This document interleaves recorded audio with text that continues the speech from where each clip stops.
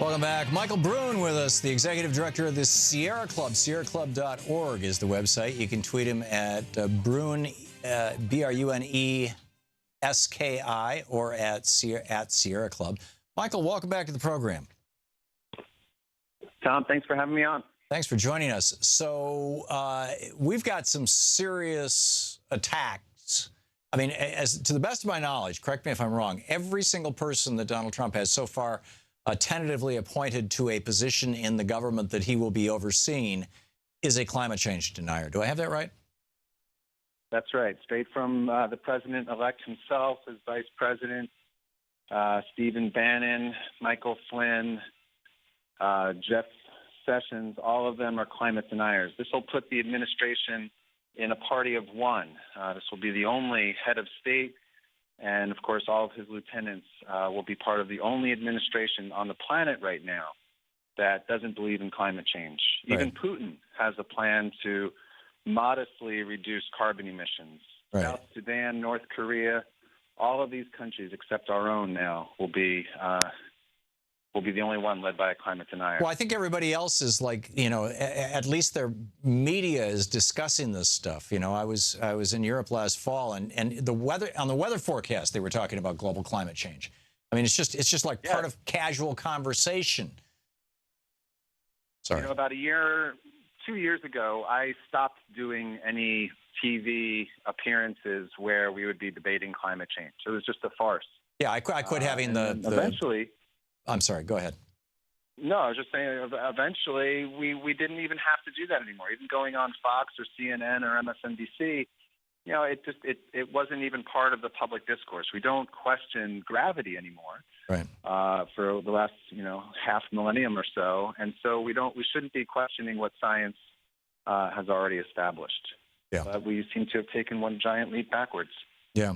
So what can we do? I have been, sort of playing psychotherapist in chief, I guess, here since the election. And I keep telling people who are calling up and saying that they're frightened or they're angry or they're depressed to take that emotional energy and convert it into action, to find a group that comports with your values and that has ideally, some sort of local chapter so you can have some human contact as well.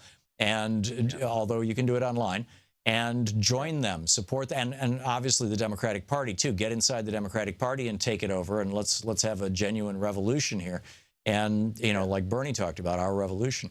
And Sierra Club is one of those great organizations. I mean, just a classic organization. SierraClub.org, obviously. Would you agree with that, or do you have alternative strategies for people who want to deal with their angst around what the Republicans are doing and are about to do in a big way?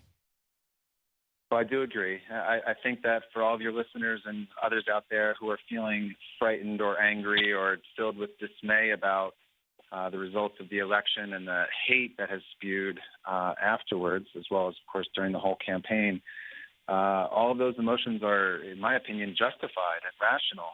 And it's okay to feel that way. Our response, as soon as people are able to get there, and people get there at different speeds, has to be to fight and to organize. We need to outthink, out-organize, and outwork our opponents and fight every single impulse coming from this administration and refuse to normalize the behavior that we're seeing from this incoming administration and Congress and the policies that they're putting forward, whether it's pulling out of the Paris Climate Agreement or appointing people to the cabinet who are climate deniers, also resisting the development of a registry of Muslims or the deportation of millions of people. We are we can be a unified country that looks out for each other, that takes care of each other, that fights climate change and gets off of fossil fuels, but also upholds the human rights that this country has worked to embrace for a couple centuries. So we need to outthink and out-organize. The thing that's missing from our dialogue so far, Michael,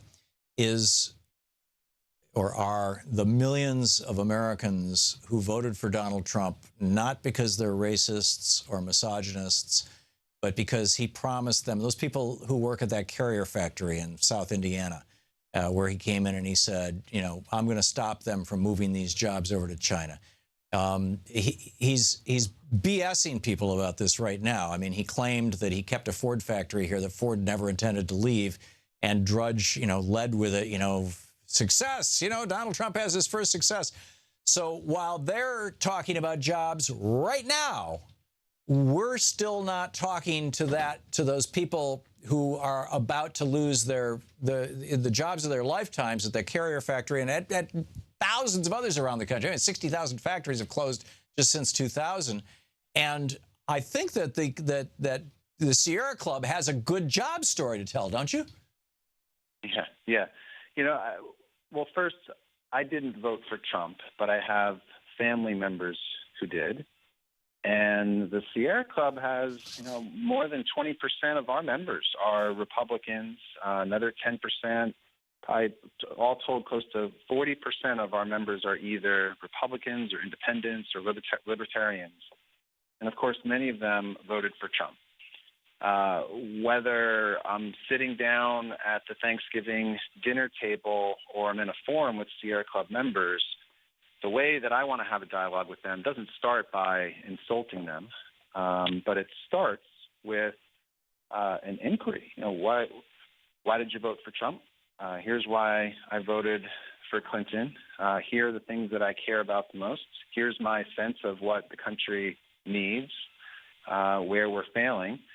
And then in terms of the Sierra Club, being really clear that the solutions to climate change are ones that, if they're properly implemented, will lift all boats. Everybody will benefit from a transition to clean energy. This could be the biggest jobs project in the history of the world. It is. It is. Let's start selling it like that. Biggest jobs project. This is true, and we have to acknowledge that simply the creation of millions of jobs doesn't really address the problem. And as we transition off of fossil fuels, that means the closure of coal mines, coal power plants. It will mean new fossil fuel infrastructure not getting built. And there are good families and good jobs associated with those industries. We can acknowledge that and still embrace the transition to get off fossil fuels, but we have to find more policies, more levers, more real, tangible, practical solutions that work for those families currently employed in the fossil fuel sector. Can't just be a couple bullet points and some happy talk. It has to be real, on-the-ground solutions that work for these families.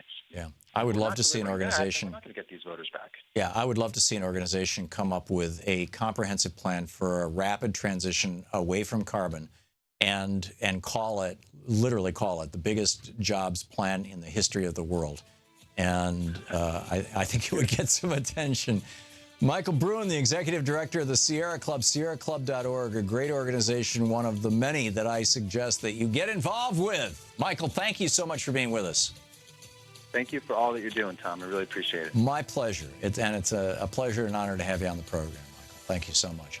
We'll be back with more of the news of the day, your calls and my thoughts on what's going on. Stick around.